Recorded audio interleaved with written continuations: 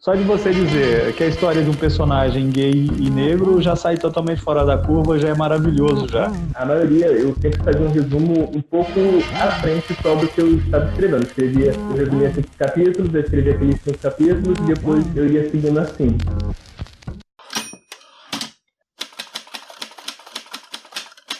Oi, tudo bem? Sentiu a minha falta? Essa é a segunda temporada do Live com o Autor. Muito prazer, meu nome é Raik Tavares e estamos no ar com mais uma edição desse projeto que eu adoro, que eu amo. Estava com saudade de você. E vamos começar agora uma segunda temporada, e nessa segunda temporada tem muita gente bacana para passar por aqui, vamos conversar com muita gente interessante, e uma dessas pessoas interessantes que já passa por aqui é o Marlon Souza. Ele é produtor cultural, é jornalista, é escritor, e batemos um papo incrível sobre a sua carreira e sobre os seus livros, né? Sobre os seus projetos, sobre tudo. E ele falou abertamente aí sobre coisas interessantíssimas que eu quero que você preste muito bem atenção nessa nossa conversa e extraia, né, tudo que você ver de valor, tá, nessa conversa. Extraia, leve para a sua vida, leve aí para o seu cotidiano, espalhe a semente para as pessoas, a semente do bem. E nessa edição eu também volto com aquele velho merchan lá da primeira temporada que a gente começou a fazer, divulgando autores, projetos literários. E para essa primeira edição, né, do nosso segundo episódio, eu vou chamar agora para falar do seu projeto o meu amigo Alexandre P. Alves. Fala aí, Alexandre. Olá pessoal, no podcast, ouvindo o podcast Live com o Autor, tudo bem? Aqui quem fala é o Alexandre P. Alves, escritor aí da cidade de João Pinheiro, Minas Gerais. Estou passando aqui para falar para vocês sobre o meu mais recente trabalho, o livro Contos e Poemas Inevitáveis, lançado pela editora Porto de Lenha. Um livro que aborda sentimentos e coisas conflitantes da vida, como amor e ódio, paz e guerra, nessa eterna busca pelo âmago do ser. Eu queria agradecer muito a oportunidade ao Raik Tavares de estar participando. E é isso aí, se vocês tiverem interesse em adquirir, pode ser pelo WhatsApp 38988456212. Eu também tenho o Instagram, que é o @alexandre.escritor. Eu posto os textos legais lá do meu trabalho. Vai ser um prazer ter vocês seguindo e a gente ter esse contato aí. Valeu demais. Então, você já recebeu o recado do Alexandre. Conheça o projeto dele, conheça aí os seus livros, vá em busca. Até aproveitando, né, que nessa edição de hoje, dia 20, é dia do poeta. Por isso que a gente colocou aqui o Alexandre para deixar o seu recado. E já deixo o meu abraço a todos os poetas que acompanham o Live com o Autor. Beijo para vocês. E no mais, o que eu te peço sempre, vai lá no Apoia-se, dá lá sua contribuição, ajuda o projeto se possível, vai aqui no link do feed e confira todas as indicações da minha conversa com o Marlon, tá sempre aqui tudo que a gente falou. E se você gostar muito, mas muito mesmo desse episódio, que é da segunda temporada, é só você espalhar para os amigos aí, ok? Manda para todos os seus amigos que são leitores, não leitores, escritores, quem ama livro, quem não ama livro, manda para todo mundo aí esse episódio. Eu espero que você goste. É algo feito com simplicidade, mas com muito amor, que a gente gosta de espalhar amor. O conteúdo com amor. É assim que é feito aqui. E seja bem-vindo a você que está chegando agora, a você que já estava desde o começo. Muito obrigado, você mora no meu coração. E vamos para o episódio de hoje, o primeiro episódio da temporada Live com o Autor. Em 3, 2, 1 e... Você sabe que eu vou falar claquete. Falei, claquete. Não tá saindo claquete. Deixa eu falar. Claquete. Agora eu falei. Vamos pro episódio.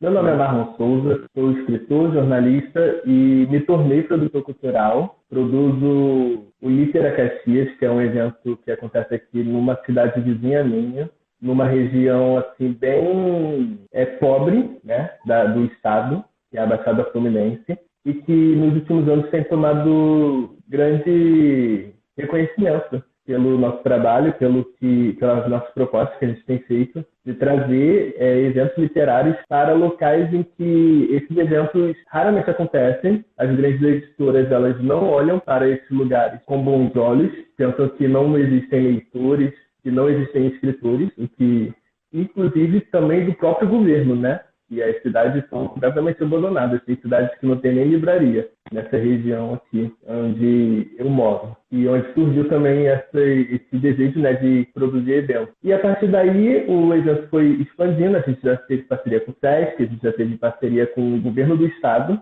E fomos para a Flip, fomos para a Bienal. E também cheguei em São Paulo e fiz alguns eventos. Além desse meu trabalho filantrópico, né, que é um trabalho gratuito, os eventos são gratuitos, tanto para escritores quanto para os leitores. Eu também comecei a trabalhar para editoras, como social media e como produtor de eventos. Eu produzo vários eventos para várias editoras, elas me convidaram e eu comecei a produzir os próprios eventos dela. Alguns são conhecidos, outros são fãs. Eu produzo desde lançamentos até bate-papos, e qualquer tipo de evento que a editora quiser que eu produza, e também medio muitos bate-papos, eventos. E é isso. Esse sou eu. Tenho 4 livros publicados. Estou com um contrato assinado para publicar meu quinto romance pela editora Malê.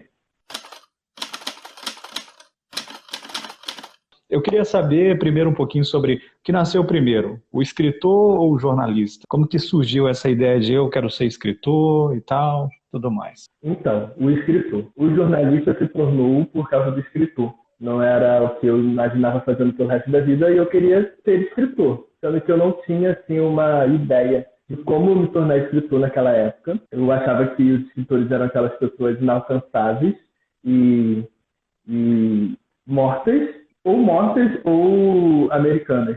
Eu não tinha um contato ainda com a literatura contemporânea nacional.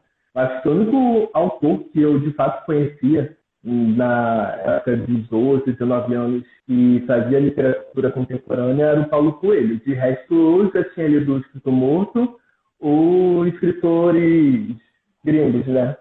E aí eu comecei a pesquisar. Eu já escrevia, eu escrevo desde os 15 anos, mas eu não sabia como publicar.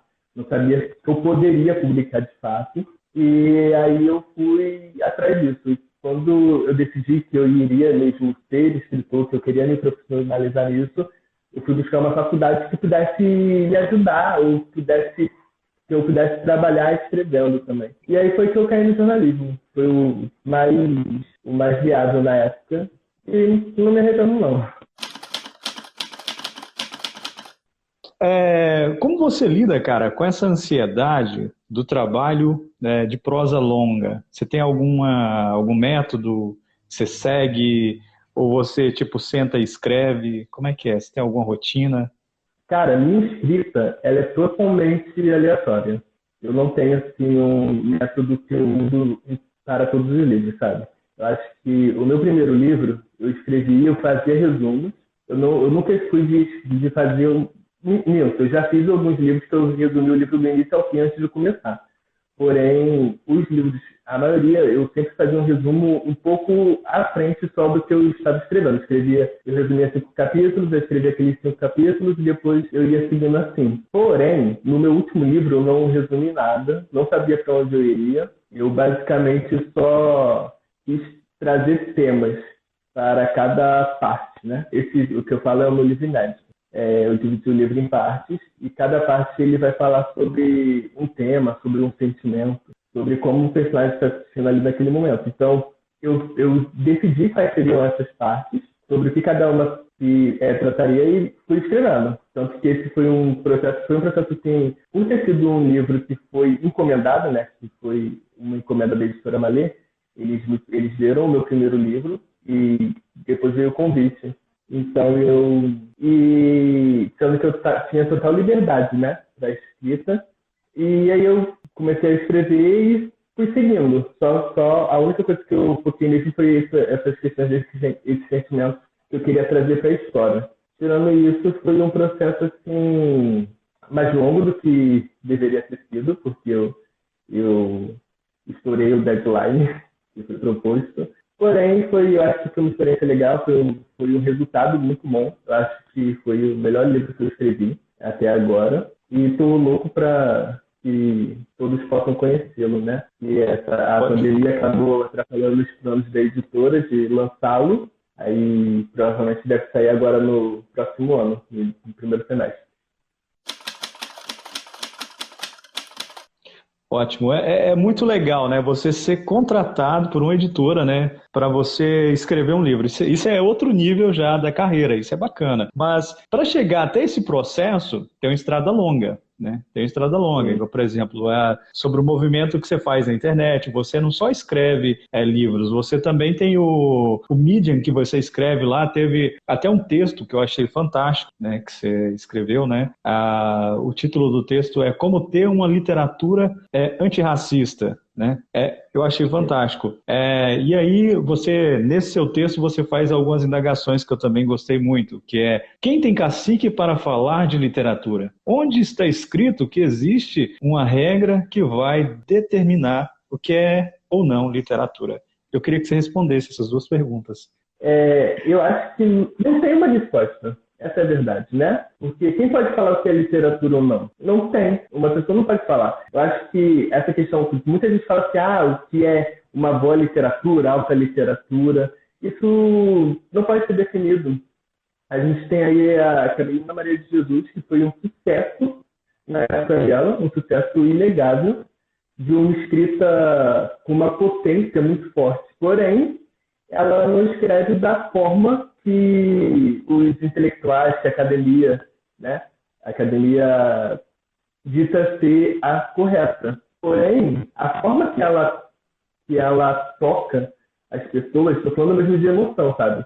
A forma que ela toca as pessoas, que ela possibilita, que ela dá outras vozes, né? Que a partir da publicação dela, ela deu oportunidade para outras pessoas, principalmente outras mulheres negras, periféricas, de publicarem seus textos, seus livros, seus contos, seus poemas, é algo que é inegável. Então a importância dela para a literatura brasileira é inegável, mas tem pessoas que cismam de falar que o que ela escreveu não é literatura. E os diários dela, o livro dela, que é em forma de diário, né, não é uma literatura, é simplesmente um diário. Então é isso, quem tem cacife, né, para falar de literatura? Não tem uma pessoa que possa falar que, possa dizer assim, não, essa é uma literatura ruim. Eu acho que o que é bom para mim pode tranquilamente não ser bom para você, sabe? E o que é bom para você pode não ser bom para mim, mas não quer dizer que um está certo e o outro está errado. Eu acho que tá aí a importância a literatura, ela nos permite isso, ela nos permite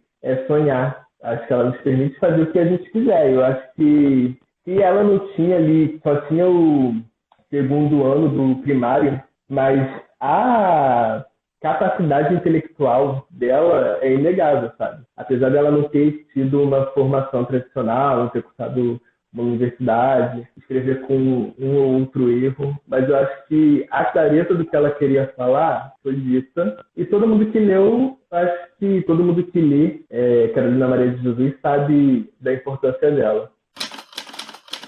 Eu queria que você também falasse um pouquinho, cara, do seu livro Às Vezes. Eu achei fantástico o tema principal. É um tema, assim, que quando eu li a sinopse, eu falei, por que eu não li esse livro ainda? Você me perdoa, eu não li o seu livro. Eu tenho que ler seu livro, porque eu achei fantástico esse tema, porque é um tema muito forte, né? E saber como lidar com esse tema. Tipo assim, você fez pesquisa, você conversou com pessoas, explica pra gente. Sim, então, às vezes ele fala sobre um rapaz de 18 anos que descobre que foi infectado pelo vírus HIV.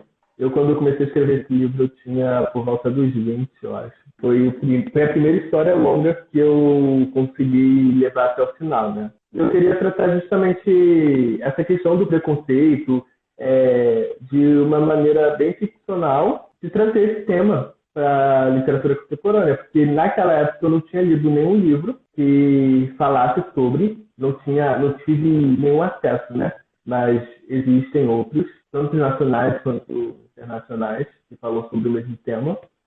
E eu comecei a escrever porque um grupo de amigos da época, eles começaram a falar sobre esse tema, né, de HIV, AIDS, de uma maneira muito preconceituosa e de uma maneira não realista. Eles não sabiam, de fato eles não sabiam como é ter a doença nos dias atuais. E foi a partir daí que eu decidi escrever sobre. E foi essa história que me impulsionou a conseguir terminar uma história longa. Antes eu só escrevia histórias curtas, contos, escrevia histórias assim, no máximo de 50 páginas. Nunca consegui escrever mais do que isso. E essa história eu consegui levar até o final. Foi uma experiência muito boa. E também eu acho que foi uma experiência muito boa de publicação. Hoje o livro só está em e-book na Amazon, porém talvez saia outra edição física no futuro, quem sabe. Na literatura, o maior racismo na literatura foi cometido com um dos maiores escritores brasileiros. O que você acha sobre isso? Eu acho que o exemplo, né, do Machado de Assis é o racismo estrutural escancarado, para quem quiser ver. Né? Quem falar que não tem racismo na literatura é só falar, e o Machado de Assis, né? Que é um escritor negro e foi tentado como branco, literalmente foi tentado como branco. Eu mesmo só fui saber que o Machado de Assis era negro depois que eu entrei para a faculdade, 23 anos, onde eu não sabia. Eu já tinha lido o Machado de Assis desde os meus 16, primeira vez que eu li Dom Casmurro. Então, por aí alguns anos que eu mesmo que demorei para me aceitar como escritor, eu não sabia que tinha uma das minhas maiores referências, um dos meus escritores favoritos, um dos meus livros favoritos do autor, né, de um dos meus livros favoritos, ele era negro, e eu não sabia disso. É algo que me foi tirado por um tempo, até que a própria comunidade negra que veio trazer essa tona. Não é algo que foi descoberto, é algo que foi mesmo assim, escancarado para todo mundo ver. Olha, o Machado de Assis, ele é negro, tá? Acho que tá aí, e o racismo vai até hoje. Tanto que a maioria dos personagens são homens brancos, héteros, a maioria dos autores publicados são homens brancos e héteros. A gente tem aí uma invisibilidade tanto da literatura negra, tanto da literatura feminina e da literatura LGBT, então nem se fala, né? Que é algo aí que é muito escondido, que existe há anos, mas que agora que está tendo assim, uma retomada de narrativa, assim como estamos retomando escritores negros já publicados há alguns anos, há dezenas de anos, como a Maria Fernanda dos Reis, né, que foi uma escritora que veio logo no período pós-abolição e muita gente não sabia que ela existiu, muita gente não sabe ainda, né, que ela existiu, mas estamos aí, quando eu falo estamos, né, a comunidade negra, os editores negros, os outros escritores negros estão aí brigando para trazer essas vozes de volta, para dar voz a quem foi tomado pelo racismo que a gente vive a cada dia. Fala para mim como começou realmente o Litera Caxias. Como que surgiu essa ideia, né, desse evento? E aí também eu quero que você fale também depois do Public, mas eu quero que você fale especificamente primeiro do Litera Caxias, que a gente começou a falar, mas eu quero que você fale. Então, o Litera Caxias, como eu disse, né, ele começou numa região muito pobre, numa cidade chamada Duque de Caxias, na Baixada Fluminense, que, para quem não é do Rio, a Baixada Fluminense depois do subúrbio. Vem a parte rica, vem o centro, vem o subúrbio. Depois do subúrbio é a Baixada Fluminense, que é aí um conjunto de cidades todas bem carentes, né? Uma maioria, carentes de tudo, carentes de cultura principalmente. E aí, por incrível que pareça, eu não estava na produção do primeiro evento. Eu fui na primeira edição, porém eu só fui entrar na produção a partir da segunda edição. O evento surgiu a partir de 5 amigos, alguns deles ainda estavam no ensino médio, para ter uma noção do que ninguém sabia absolutamente nada do que estava fazendo, e só queria trazer os autores que eles conheciam, daqui do Rio de Janeiro mesmo, para os eventos, para fazer um evento em Duque de Caxias, que nunca tinham visto um evento literário em Duque de Caxias. E foi assim que surgiu o Litera Caxias, dessa vontade de trazer autores para a cidade. E logo na primeira edição foi algo surpreendente, de mais de 100 pessoas, foi muita gente, saiu no jornal da nossa região. Foi assim, algo que impactou muito. E o que mais impactou foi muita gente mais velha. Foi um professor universitário, muita gente. E a gente ficou assim, caramba, que está acontecendo? O que a gente tem em mãos, sabe? E aí, a partir daí, a gente foi aprendendo no decorrer que a gente foi fazendo as edições. E aí veio o convite do SESC para a gente mediar 3 eventos. Um desses eventos foi o primeiro evento foi com o Eduardo Spohr, e o SESC trouxe para Duque de Caxias, que ele nunca tinha ido, foi tipo, um escritor gigante da nossa cidade, a partir do nosso projeto. Foi também o editor da Dark Side, a partir desse intermédio do SESC. E depois veio o convite para a Bienal, a partir da Secretaria de Cultura. E a gente foi até para a FLIP. Na FLIP a gente levou 30 autores para participar de uma programação. A gente ajudou a fazer toda a programação da Secretaria de Cultura do Estado, junto com outros produtores do Estado, né? E a gente conseguiu levar 30 autores da Baixada Fluminense, e a maioria autores independentes, foi uma experiência assim, única, nos 2 anos consecutivos, né? 2018 e 2019. Esse ano não teve, mas vamos ver se o ano que vai ter de novo para a gente ir. E eu acho que é isso, a gente começou a criar o acesso, né? De dar oportunidade justamente para autores que nunca tiveram em evento algum, que nunca falaram sobre o seu livro, nunca conseguiram vender, apesar de publicar, eles não conseguiram nem vender seus livros além da família, para os amigos. Foi uma experiência assim única, acho que na minha vida, vai me marcar para sempre. E a gente já vai estar aí entrando na 10ª edição do evento de Caxias, fora as outras. Acho que até hoje a gente já conseguiu produzir 30 eventos. Se não 30, eu acho que um pouco mais.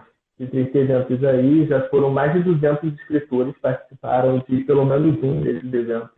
E tem sido algo bastante especial. Como é que começou o site Publiquei?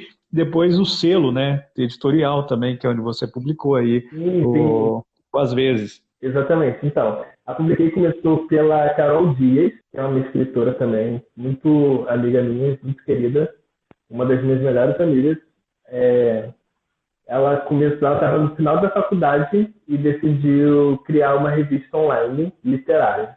Aí ela foi e começou a fazer essa questão da revista, começou a publicar as edições com uma equipe. E eu entrei depois de um tempo, acho que foi depois de um ano da revista. E a gente já entrevistou aí, a gente já está indo para a 25ª edição da revista online. E começamos também o site para publicar, porque só a revista não dava conta de publicar tudo que a gente recebia. Então a gente começou a publicar também matérias, entrevistas, releases no site. E a gente também queria publicar os nossos livros. E eu já tinha passado por uma experiência ruim como editora, que foi a primeira edição 2 vezes. E uma segunda experiência que me mostrou que talvez esse tipo de publicação não era uma publicação que eu julgasse correta para mim. Aí eu estava nessa dúvida se eu publicava ou se eu procurava outra editora. E também tem a Isabelle Reis, que também estava ali Ela já tinha visto os nossos perrengues com editoras e ela estava ali com o livro pronto para publicar. E ela falou, não, eu quero publicar. E a gente falou, vamos publicar. E aí a gente fez tudo. Foi bem assim não vou falar no oba-oba, porque apesar de... Foi meio no oba-oba, mas a gente tinha ali certa experiência. Eu com a produção dos eventos, a Carol, ela é diagramadora e capista, a Isabelle é jornalista também, então tipo, a gente se juntou ali e falou, não, vamos fazer. O que a gente precisa para fazer? A gente fez, criamos eventos, diagramaram o livro assim numa noite quase, e aí rolou. Aí a gente lançou esse primeiro livro da Isabelle e um ano depois a gente lançou, tanto eu lancei meu livro, a Isabelle lançou um outro livro e tinha uma outra autora chamada Liz, que também lançou o livro dela, e a gente fez um evento bombado numa hamburgueria no centro do Rio. A gente falou, vamos embora fazer esse evento numa hamburgueria que a gente vai comer, vai se divertir. Foi um evento assim muito bacana. E aí começou a publicar esse material também. A gente publica, hoje em dia a gente publica algumas antologias também, que algumas pessoas vêm atrás da gente procurando outros projetos. A gente edita também, a gente fala, estou precisando editar meu livro, eu não quero procurar vários profissionais. Aí a gente fala, a gente tem tudo, vem cá, vamos editar.